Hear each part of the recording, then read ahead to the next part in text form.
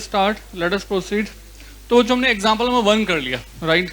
Generally मैं बच्चों को बोलता हूँ कि बच्चों अब एग्जांपल इसके जैसा मैं आपको देता हूँ कि आप करो, तो मुझे आप लोग बड़े इंटेलिजेंट लग रहे हो, तो मुझे नहीं लगता इसकी ऐसी ही जरूरत है, राइट। तो बच्चों अब हम आपके साथ आगे प्रोसीड कर रहे हैं, राइट। अब हमने डायरेक्ट मटेरियल कॉस्ट वेरिएंस तो निकाल दिया, बट सर अब हम ये आइडेंटिफाई करना चाहते हैं कि सर ये जो direct material cost variance identify किया है इसके रीजंस क्या हैं, राइट। आपको याद होगा भी थोड़ी देर पहले हमने लास्ट वीडियो में जो डिस्कस किया था वो ये किया था कि वेरिएंस निकाले ही इसलिए जाते हैं ताकि हम उनके रीजंस को आइडेंटिफाई कर सकें। अगर हम रीजंस को ही आइडेंटिफाई नहीं कर पाएंगे तो डेफिनेटली वेरिएंस निकालने का भी कोई बेनिफिट नहीं है। तो वेरिएंस निकालने के बाद हमें उनका रीजंस को आइडेंटिफाई करना कंपल्सरी है, राइट। तो बच्चों देखो हमने डायरेक्ट मटेरियल कॉस्ट वेरिएंस के रीजंस को आइडेंटिफाई करते हुए हमने आइडेंटिफाई किया दैट बेसिकली वी हैव 2 रीजंस। 2 रीजंस हैं जिस कारण से ये direct material cost variance arise होता है। 2 रीजंस हैं जिस कारण से हमारा direct material cost variance arise होता है। ये 2 रीजंस क्या हैं आप भी बता सकते हो बच्चों। मैंने कहा सबसे बड़ी सेंस होती है कॉमन सेंस, तो कॉमन सेंस से कोई बड़ी सेंस होती नहीं है। तो बच्चों बताओ ये 2 रीजंस क्या हैं जिस रीजन से ये direct material cost variance arise हुआ है। या तो हमने अपनी एक्चुअल क्वांटिटी जो है वो बजटेड क्वांटिटी से ज्यादा यूज की है ना। क्या हुआ मतलब या तो हमने अपनी एक्चुअल क्वांटिटी जो है वो बजटेड क्वांटिटी से ज्यादा यूज की, या जो प्राइस यूज किया वो प्राइस हमारा बजटेड प्राइस से ज्यादा या कम है, राइट। अगर हम एक्चुअल क्वांटिटी 100 से कम यूज करते हैं एक्चुअल में, so that is in favour of us. अगर हमारा जो एक्चुअल प्राइस है वो एक्चुअल प्राइस इस 200 से कम होता है, that is also favourable to us. But हमने दोनों चीजें अगेंस्ट में की, एक्चुअल क्वांटिटी बजटेड से ज्यादा यूज की और प्राइस भी जो है एक्चुअल प्राइस जो है वो बजटेड से भी ज्यादा पे किया। तो इसी रीजन से बेसिकली ये वेरिएंस अराइज हो रहा है। तो बच्चों हमने कहा अच्छा तो direct material cost variance arises because of the difference between budgeted quantity and actual quantity, right. and because of the difference between, yes please, budgeted price and actual price, right। बच्चों यहां पर ये जो क्वांटिटी का difference है, quantity difference, इसको हमने नाम दिया डायरेक्ट मटेरियल यूसेज वेरिएंस। बताना इसका नाम लॉजिकल है या नहीं। यूसेज वेरिएंस, यूसेज का मतलब क्या होता है कि आपने जो क्वांटिटी कंज्यूम की है, आपने जो क्वांटिटी यूज की है for the production of the output, तो जो आपने एक्चुअल क्वांटिटी यूज की है वो आपने बजटेड से ज्यादा यूज की, यस। तो इसको हमने क्या नाम दिया डायरेक्ट मटेरियल यूसेज वेरिएंस। और जो ये प्राइस का डिफरेंस है ना, प्राइस का डिफरेंस, इसको हमने एक नाम दिया that is called direct material price variance. So direct material usage variance and direct material price variance. So these are the 2 reasons because of which direct material cost variance arises. I think clear? अब से इसको हम लोग numerical numbers के format में number देना चाहते हैं, तो हम कैसे देंगे। हमने कहा sir it will be like this, budgeted quantity minus actual quantity, right. और यहां पर हम क्या लिखेंगे बजटेड प्राइस पर केजी माइनस एक्चुअल प्राइस पर केजी। बिल्कुल ठीक है सर, राइट। हमने तो आपको बता ही दिया है कि वेरिएंस अराइज होता कैसे है, difference between budgeted and actual. तो अगर आप यूसेज वेरिएंस निकाल रहे हो तो आप क्वांटिटी कौन से लोगे, budgeted quantity and actual quantity. और आप अगर प्राइस वेरिएंस निकाल रहे हो तो आप प्राइसेस कौन से लोगे, budgeted price and actual price. तो बच्चों हमने यही किया है। बट सर ऐसा करने पर हम लोग एक जगह पे फंस गए, मैं आपको समझाता हूं कि क्या। यहां पर लिख दिया 100 kg माइनस 120 kg, राइट। तो ये जो डिफरेंस आ गया वो आ गया माइनस 20 kg का। बिल्कुल ठीक है सर। यहाँ पर हमने लिखा price, and price is basically 200 rupees per kilogram and minus कितना 220 पर किलोग्राम, राइट। ऐसे ही है ना बच्चों। और बच्चों ये डिफरेंस आ गया माइनस 20 पर किलोग्राम, ये क्या आ गया बेसिकली 20 पर किलोग्राम, राइट। देखो पहला जो आंसर आया है वो किलोग्राम में आया है, पहला जो वेरिएंस आया है यूसेज वेरिएंस वो किस फॉर्मेट में आया है, किलोग्राम में, क्वांटिटी के फॉर्मेट में। और जो दूसरा वेरिएंस है वो आया है 20 रुपए पर केजी, राइट। आपको ना तो आंसर चाहिए किलोग्राम के फॉर्मेट में और ना तो आपको चाहिए पर किलोग्राम के फॉर्मेट में, आपको जो आंसर चाहिए वो टोटलिटी में चाहिए, टोटल, राइट। तो हम यहां पर ये फंस गए कि direct material usage variance 20 kilogram तो है, बट किलोग्राम क्वांटिटी के फॉर्मेट में वेरिएंस आइडेंटिफाई नहीं होता। किस फॉर्मेट में होता है? रुपीस के फॉर्मेट में, राइट। हमने कहा सर आपने एस्टिमेशन किया था कि आप 14 घंटे पढ़ेंगे, आपने एक्चुअल स्टडी की 4 घंटे की, इसमें से 2 घंटे की स्टडी आपने फेसबुक के कारण से नहीं की, राइट। तो 2 घंटे जो हैं वो क्वांटिफाइड नहीं है। हमें क्या देखना होगा कि आपने इस 2 घंटे में कितने रुपीस का लॉस किया। हमें जो आंसर चाहिए वो किस फॉर्मेट में चाहिए? रुपीस के फॉर्मेट में, राइट। अगर आपको याद होगा थोड़ी देर पहले हमने आपको कहा था कि बेसिकली हम 6400 रुपीस के 2 डिफरेंसेस आइडेंटिफाई कर रहे हैं। अगर आप 6400 रुपीस के डिफरेंसेस आइडेंटिफाई कर रहे हैं तो ये भी जो आंसर आना चाहिए वो भी किस फॉर्मेट में आना चाहिए? रुपीस में। अदरवाइज आप कैसे बता पाओगे कि 64 रुपए 6400 रुपीस का एक हिस्सा इतने रुपए का है, दूसरा हिस्सा इतने रुपए का? I think clear. तो व्हाट वी मीन बच्चों, budgeted quantity minus actual quantity, ये 20 किलोग्राम आ तो गया, but this is not the right answer, we have to convert it into the totality. और ये जो 20 रुपए पर किलोग्राम आ गया, दिस इज फॉर 1 किलोग्राम। हमें 1 किलोग्राम के लिए वेरिएंस नहीं चाहिए, हमें किसके लिए चाहिए? टोटल के लिए, हमें टोटल के लिए चाहिए। तो बच्चों इस पर्पस के लिए हमने एक छोटा सा काम किया। इस पर्पस के लिए हमने क्या किया, ध्यान दीजिएगा। हमने कहा सर एक काम करते हैं, कोई इशू नहीं है, ये जो है बजटेड क्वांटिटी है, एक्चुअल क्वांटिटी है, डू वन थिंग, इसको हम लोग प्राइस से मल्टीप्लाई करते हैं। बट सर प्राइस से मल्टीप्लाई करेंगे तो एक जगह पर और फंस जाएंगे कि हम यहाँ पर प्राइस कौन सा लेंगे, बजटेड प्राइस पर किलोग्राम लेंगे या फिर एक्चुअल प्राइस पर किलोग्राम लेंगे। आई थिंक क्लियर। अच्छा, सेकेंड वाले केस में बच्चों बजटेड प्राइस पर किलोग्राम माइनस एक्चुअल प्राइस पर किलोग्राम, ये लिख तो रहे हैं, बट हम ये आइडेंटिफाई करना चाहते हैं टोटल कितना है, और टोटल के लिए हमें इसको किससे मल्टीप्लाई करना पड़ेगा? क्वांटिटी से। तो हमें यहां पर देखना पड़ेगा कि हम कौन सी क्वांटिटी कंसीडर करें, बजटेड क्वांटिटी कंसीडर करें या फिर एक्चुअल क्वांटिटी कंसीडर करें, क्योंकि ऐसा करने के बाद ही टोटल आ सकता है। देखो बच्चों, आपने यहां पर कहा 20 रुपए पर किलोग्राम, 20 रुपए पर किलोग्राम, 1 किलोग्राम के लिए 20 रुपए का आपका जो है एक्स्ट्रा अमाउंट खर्च हो रहा है। पर सर कितनी क्वांटिटी के लिए आपने 20 रुपए के हिसाब से एक्स्ट्रा पैसा पे किया? So this we have to identify, yes ना। तो बच्चों व्हाट वी मीन, हमारा मतलब क्या है कि हमें इसको पहले मल्टीप्लाई करना पड़ेगा बजट क्वांटिटी से या फिर एक्चुअल क्वांटिटी से, राइट। तो बच्चों कैसे करेंगे, क्या कहते हो? हाँ जी, कैसे करेंगे? हमने कहा सर एक काम करते हैं, इनसे मल्टीप्लाई। अब क्वेश्चन इज कि बीपी पर किलोग्राम, एपी पर किलोग्राम, या बी क्यू या A Q, which one we have to consider, right. तो बच्चों इस पर्पस के लिए आपको मैं कुछ बताने जा रहा हूं। देखो बच्चों, अगर हमने क्वांटिटी को मतलब टोटल वेरिएंस निकाल भी लिया, अगर हमने टोटल वेरिएंस निकाल भी लिया, तो ये टोटल वेरिएंस हम क्यों निकाल रहे हैं? ताकि हम लोग ये आइडेंटिफाई कर सकें कि ये जो वेरिएंस है वो फ्यूचर में अराइज ना हो, राइट। अगर आप ये जानना चाहते हो, अगर आप ये चाहते हो कि फ्यूचर में अराइज ना हो, तो सबसे पहले ना आप रिस्पॉन्सिबल पर्सन को बुलाओ कि इसके लिए रिस्पॉन्सिबल कौन है। किसके लिए कौन रिस्पॉन्सिबल है? यूसेज वेरिएंस के लिए। ऐसे ही आप ये भी आइडेंटिफाई करो कि प्राइस वेरिएंस के लिए कौन रिस्पॉन्सिबल है। तो जो भी रिस्पॉन्सिबल होगा ना, उस रिस्पॉन्सिबल पर्सन को बुलाओ और उसकी लायबिलिटी फिक्स करो। जब तक आप उसकी लायबिलिटी फिक्स नहीं करोगे तब तक काम नहीं चलेगा। बच्चों जिंदगी में भी जब तक की रिस्पॉन्सिबिलिटी नहीं होती ना, जब तक सीरियसनेस नहीं आती। हम लोग कहते हैं कि बच्चे जो है वो रिस्पॉन्सिव नहीं होते। क्यों नहीं होते? बच्चे जो है सीरियस नहीं होते। सीरियस क्यों नहीं होते? क्योंकि उनके ऊपर कोई रिस्पॉन्सिबिलिटी नहीं होती, राइट। आपके मम्मी पापा जो है रिस्पॉन्सिबल होते हैं, सीरियस होते हैं। क्यों होते हैं? Responsibility is there, right. ऐसे किसी ऑर्गेनाइजेशन में भी कोई पर्सन काम करने को तैयार ही नहीं है। एक्चुअल में किसी ऑर्गेनाइजेशन में कोई पर्सन काम, आप भी सोचो आप कौन सी वाली जॉब चाहते हो, जहां पर बहुत मेहनत करनी हो या कोई मेहनत ना करनी हो?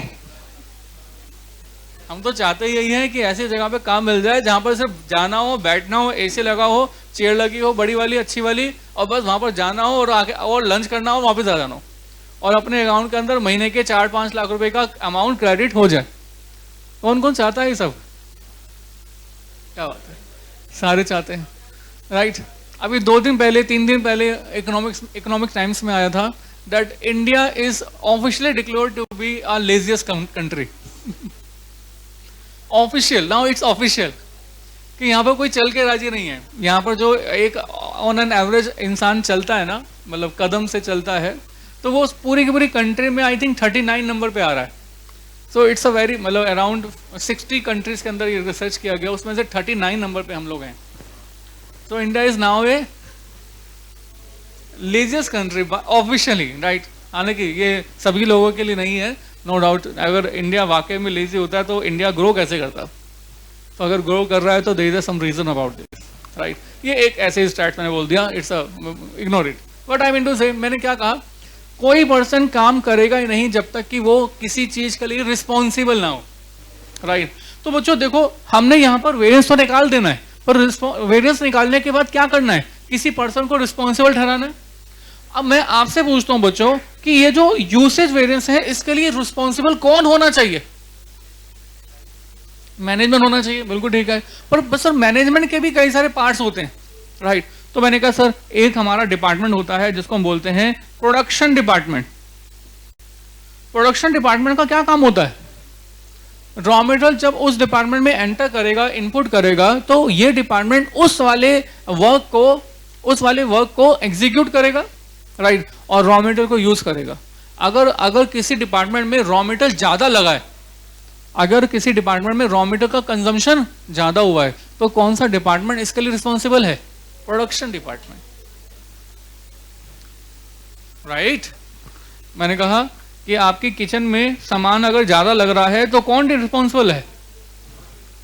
जो इस डिपार्टमेंट को हैंडल कर रहा है। अगर कुक रखा हुआ है तो कुक रिस्पॉन्सिबल है, अगर आप खुद बना रहे हो तो आप रिस्पॉन्सिबल हो, अगर आपकी मम्मी बना रही है, पापा बना रहे हैं तो वो रिस्पॉन्सिबल है। तो जो भी प्रोडक्शन डिपार्टमेंट संभालेगा वो रिस्पॉन्सिबल है। अगर क्वांटिटी हमने सोची थी, कितनी क्वांटिटी यूज होगी? 100 किलोग्राम, और एक्चुअल क्वांटिटी कितनी हुई? 200 किलो 120 किलोग्राम। तो यानी कि कौन रिस्पॉन्सिबल है इसके एक्स्ट्रा क्वांटिटी के लिए? जो पर्सन इस डिपार्टमेंट को हैंडल कर रहा है। तो कौन पर्सन इस डिपार्टमेंट को हैंडल करता है? Production department. आई थिंक क्लियर? अच्छा, प्राइस वेरिएंस के लिए कौन रिस्पॉन्सिबल है? Right, purchase department. Who is responsible for this? Purchase department. तो बच्चों हमने कहा purchase department is responsible for the extra amount paid by him, right. मैंने कहा सर, हमने सोचा था कि 200 रुपए का पर किलोग्राम का रॉ मटेरियल परचेज करेंगे, जबकि परचेज डिपार्टमेंट ने कितने का परचेज किया? 220। Purchase department is responsible for that. Purchase department is responsible for that, right. तो यहां पर परचेज डिपार्टमेंट रिस्पॉन्सिबल है, राइट। अब बच्चों थोड़ा सोचना, मुझे बताना, अगर मैं प्रोडक्शन डिपार्टमेंट के मैनेजर को बुलाऊं और बोलूं कि भाई you are responsible for this 20 kilogram quantity, right. Production department कहेगा हाँ sir, I am responsible for that, right. और परचेज डिपार्टमेंट को बोलूं कि सर बताओ, are you responsible for this 20 पर किलोग्राम? परचेज डिपार्टमेंट कहेगा sir yes, I will be responsible for that, no doubt. पर सर परचेज डिपार्टमेंट का जो मैनेजर है वो हमेशा क्या कहेगा कि इस 20 रुपए पर किलोग्राम को टोटल में फाइंड करने के लिए किससे मल्टीप्लाई करते हैं? बजटेड क्वांटिटी से या फिर एक्चुअल क्वांटिटी से?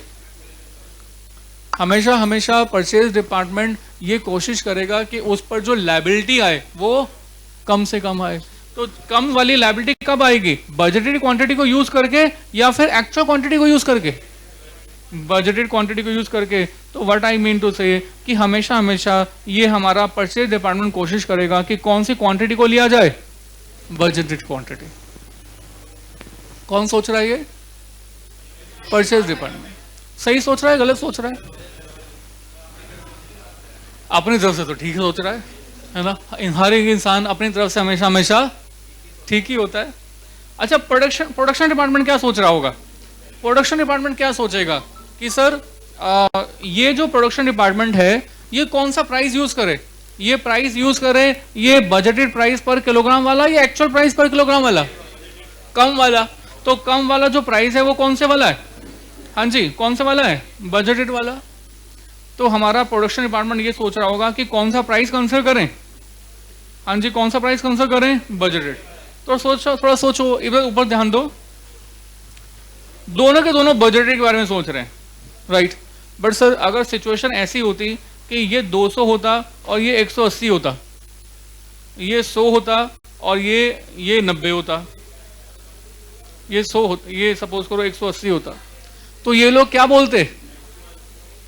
तो ये बोलते एक्चुअल से मल्टीप्लाई करो, राइट। तो क्या आपको इनकी बात में आना है? क्या आपको इनकी बातों में आना है? नो, आपको इनकी बातों में नहीं आना। किसकी बातों में आना है?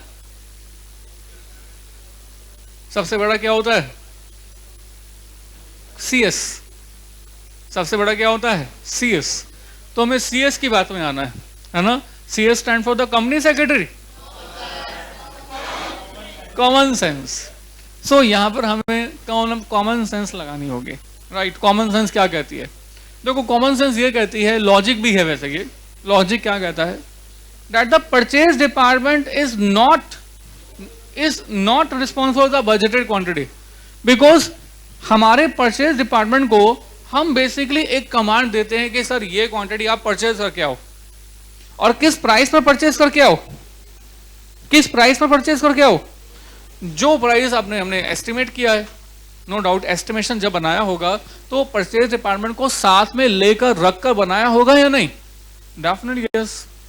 हमारे परचेज डिपार्टमेंट ने ही कोटेशन दी होगी जिसने बताया होगा कि सर आप 200 रुपए का एस्टिमेटेड प्राइस मान के चल सकते हो, यस और नो। सो हमारा परचेज डिपार्टमेंट को 200 रुपए का प्राइस अगर एस्टिमेट कर लिया है तो परचेज डिपार्टमेंट की रिस्पॉन्सिबिलिटी है कि जो भी सामान परचेज डिपार्टमेंट को कहा गया है सामान खरीदने के लिए, वो ये डिपार्टमेंट जो है उस प्राइस पर वो सारा सामान खरीदे। और बच्चों कौन सा सामान कहा गया है परचेज डिपार्टमेंट को खरीदने के लिए? बजटेड क्वांटिटी या फिर एक्चुअल क्वांटिटी? Actual quantity. हमारे परचेज डिपार्टमेंट को कौन सा सामान खरीदने के लिए कहा गया? एक्चुअल क्वांटिटी को। परचेज डिपार्टमेंट कौन सा सामान खरीद के आता है मार्केट से? Actual quantity. आप जब सामान खरीद के आओगे तो बजटेड लेके आओगे या एक्चुअल लेके आओगे? आपको कहा जाएगा सामान लेके आओ, तो जो आपके लेके आए वो खुद एक्चुअल क्वांटिटी हो जाएगी, राइट। तो what we mean, purchase department is always logically considered to be responsible for the all quantity he is required to purchase. For all quantity he is required to purchase, and all quantity he is required to purchase is कौन सी quantity बच्चों? Actual quantity. तो बच्चों यहां पर हम लोग जो quantity consider करते हैं वो बजट क्वांटिटी कंसिडर नहीं करते हैं, बल्कि कौन सी क्वांटिटी कंसिडर करते हैं? Actual quantity. आई थिंक क्लियर बच्चों। ये पहले आपको लॉजिक क्लियर हो जाना चाहिए कि परचेज डिपार्टमेंट हमेशा हमेशा कौन सी क्वांटिटी के लिए रिस्पॉन्सिबल होता है? एक्चुअल क्वांटिटी के लिए। अगर ये क्लियर है तो बच्चों बताओ ये एक्चुअल क्वांटिटी कितनी है? ये है 120 किलोग्राम। तो ये जो टोटल वेरिएंस हो जाएगा ये मल्टीप्लाई कीजिएगा, यस प्लीज। 2400 माइनस या प्लस? माइनस। तो इस माइनस को क्या बोलेंगे? 2400 एडवर्स, राइट। अब बच्चों अब मुझे एक बात बताओ, अगर अब आप एक्चुअल क्वांटिटी के लिए परचेज डिपार्टमेंट को रिस्पॉन्सिबल ऑलरेडी ठहरा चुके हो, क्या आप उसी वेरिएंस के लिए क्या आप प्रोडक्शन डिपार्टमेंट को भी दोबारा से रिस्पॉन्सिबल ठहराओगे? यस और नो? कोई एक वेरिएंस, कोई एक डिफरेंस जो है उसके लिए कोई एक ही रिस्पॉन्सिबल फैक्टर होगा। 2-2, 3-3 पर्सन उसी चीज के लिए रिस्पॉन्सिबल नहीं होते। यस और no? So what we mean, क्योंकि हम एक्चुअल क्वांटिटी के लिए, एक्चुअल प्राइस के लिए ऑलरेडी परचेज डिपार्टमेंट को रिस्पॉन्सिबल ठहरा चुके हैं, इसलिए प्रोडक्शन डिपार्टमेंट हमारा एक्चुअल प्राइस के लिए रिस्पॉन्सिबल नहीं होगा। कौन से प्राइस के लिए रिस्पॉन्सिबल होगा? बजटेड प्राइस के लिए। मैं इस बात को मैं दोबारा बोलता हूं, मैंने आपको क्या कहा? मैंने आपको कहा कि sir since purchase department is already responsible for actual price, budgeted price से ज्यादा जितना पे किया उसके लिए ऑलरेडी कौन रिस्पॉन्सिबल है? Purchase department. तो अब प्रोडक्शन डिपार्टमेंट इस एक्स्ट्रा प्राइस के लिए रिस्पॉन्सिबल नहीं होगा। इसको बच्चों हम लोग एक डायग्राम बना के सिखाने की कोशिश करते हैं बच्चों को। ये डायग्राम, ये चार्ट आप सीखेगा, समझेगा, इट्स वेरी इंपॉर्टेंट। मैंने कहा सपोज करो ये क्वांटिटी है, राइट, एंड सपोज करो ये जो है ये प्राइस है, राइट। अच्छा, तो मैंने कहा सर ये हो गई स्टैंडर्ड क्वांटिटी और ये हो गई एक्चुअल क्वांटिटी, ये हो गया स्टैंडर्ड प्राइस और ये हो गया सपोज करो एक्चुअल क्या, एक्चुअल प्राइस। प्लीज सुनेगा, समझिएगा, इंपॉर्टेंट है। हमने स्टैंडर्ड प्राइस को स्टैंडर्ड क्वांटिटी से मल्टीप्लाई किया तो ये वाला एरिया आ गया, राइट। ये जो एरिया आ गया टोटल वाला, इसको मैं क्या नाम दूंगा? This is what, estimate, budgeted और actual, right. This is called basically budgeted cost, this is called budgeted cost. Any doubt in this? मैं मार्कर चेंज करता हूं, राइट, इसमें कोई डाउट नहीं है। उसके बाद हमने एक्चुअल क्वांटिटी को एक्चुअल प्राइस से मल्टीप्लाई किया, राइट। और जब हमने ऐसा किया तो इनका जो टोटल हो गया, मतलब ये बड़े वाला एरिया, कौन सा वाला एरिया? ये बड़े वाला एरिया। ये जो बड़े वाला एरिया हो गया, इस वाले एरिया को मैं क्या बोलूंगा कि ये क्या चीज है? Actual cost. ये क्या चीज है? Actual cost. और बच्चों अब जो ये वेरिएंस है, वेरिएंस ये कौन सा वाला स्पेस है? वेरिएंस, अगर मैं बोलूं कि वेरिएंस वाला कौन सा स्पेस है, तो दिस स्पेस, ये जो स्पेस है जहां पर कि दोनों चीजें नहीं आ रही, this space is the basically what? Variance. Is it clear? तो बच्चों थोड़ी सी ड्राइंग कर लेता हूं, मैं भी बहुत दिन से कलर नहीं भरे मैंने किसी चीज में। ओहो,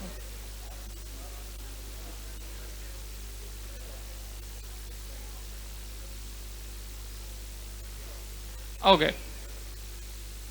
सो बच्चों ये जो येलो कलर का मैंने मार्क कर दिया है, इसको हमने क्या बोलेंगे बच्चों? Is it clear? ये जो येलो कलर है ये क्या बन गया? वेरिएंस। अच्छा, अब बच्चों इस वेरिएंस के लिए हमने कहा कि 2 पर्सन रिस्पॉन्सिबल हैं। कौन कौन रिस्पॉन्सिबल है? Production department and number 2 purchase department. अब sir purchase department and production department कितनी कितनी वैरायटी के लिए रिस्पॉन्सिबल है, ये हमें आइडेंटिफाई करना है, राइट। तो हमने कहा सर, हमने कहा परचेज डिपार्टमेंट के लिए हमने ऑलरेडी डिसाइड कर दिया है लॉजिकली कि हमारा purchase department responsible for the actual quantity purchase. जितनी क्वांटिटी के लिए परचेज डिपार्टमेंट को सामान परचेज करने के लिए कहा गया था, उस सभी के सभी क्वांटिटी के लिए हमारा परचेज डिपार्टमेंट रिस्पॉन्सिबल है। यस और नो? अरे यार बता दो, यस और no? Yes sir, very nice. तो बच्चों देखो, the difference between actual price and standard price, difference between actual price and standard price, इसको हमने इसलिए किससे मल्टीप्लाई किया था? किससे मल्टीप्लाई किया था बच्चों? एक्चुअल क्वांटिटी से। तो यानी कि ये जो हिस्सा हो गया, ये हिस्सा जो है, इसके लिए कौन रिस्पॉन्सिबल है? Purchase department, right. बाकी जो हिस्सा बच गया उसके लिए कौन रिस्पॉन्सिबल है? Production department. Production department is responsible for the, please ध्यान दीजिएगा, difference between standard quantity and actual quantity, और मल्टीप्लाई विद कौन सा प्राइस? कहां तक? स्टैंडर्ड प्राइस तक या फिर एक्चुअल प्राइस तक? अगर आप इसके डिफरेंस को एक्चुअल प्राइस से मल्टीप्लाई कर दोगे तो ये जो वेरिएंस होगा, ये वेरिएंस दोनों जगह पे आ जाएगा। कहां पर आ जाएगा? एक तो परचेज डिपार्टमेंट में और दूसरा प्रोडक्शन में। तो आप एक ही वेरिएंस के लिए 2 डिपार्टमेंट को रिस्पॉन्सिबल नहीं ठहरा सकते। तो ये जो वेरिएंस है ये ऑलरेडी परचेज डिपार्टमेंट के अंडर में, तो बाकी जो वेरिएंस बच गया, this one, this area, this is the only variance related to the, हाँ जी, related to the production department. हमने कहा this is the production department area variance. और बच्चों प्रोडक्शन डिपार्टमेंट के लिए क्या डिफरेंस आ गया? Difference between standard quantity and actual quantity multiply with which price? Standard price. Which price? Standard price. यानी कि कौन सा प्राइस? Budget price. बच्चों बहुत बार बजट प्राइस को हम लोग स्टैंडर्ड भी बोलते हैं, राइट। तो बजट प्राइस और स्टैंडर्ड प्राइस मतलब both are the same thing. अगर अच्छा इस पर एक बार करके देखते हैं, बजटेड प्राइस हमारे क्वेश्चन में है कितना? हाँ जी, ये है कितना? ₹200। बिल्कुल ठीक है। तो 200 से मल्टीप्लाई कर दो तो बच्चों ये कितना आ जाएगा? 4000। 4000 ना? एडवर्स या फेवरेबल? एडवर्स। तो ये आ गया 4000 एडवर्स। और प्राइस वेरिएंस आ कितना? 2400 एडवर्स। तो 4000 एडवर्स 2400 एडवर्स मिलकर क्या बन गया? और आना कितना चाहिए था? 6400 एडवर्स। यस, तो बच्चों जल्दी से कंक्लूड करते हैं। नंबर 1 हमने कहा direct material cost variance is equal to budgeted quantity into budgeted price per unit. Thank you per unit minus actual quantity into actual price per unit. ये बच्चों कौन सा वेरिएंस है? Direct material cost variance, right. दूसरा variance direct material usage variance. Direct material usage variance is equal to, हाँ जी, जैसे ही बोलते हैं यूसेज का मतलब क्या है कि हम बजटेड के कंपैरिजन में एक्चुअल में कितनी क्वांटिटी कम या ज्यादा यूज कर रहे हैं। तो यहां पर हम कहेंगे difference between budgeted quantity and actual quantity, right. और तीसरा वेरिएंस है डायरेक्ट मटेरियल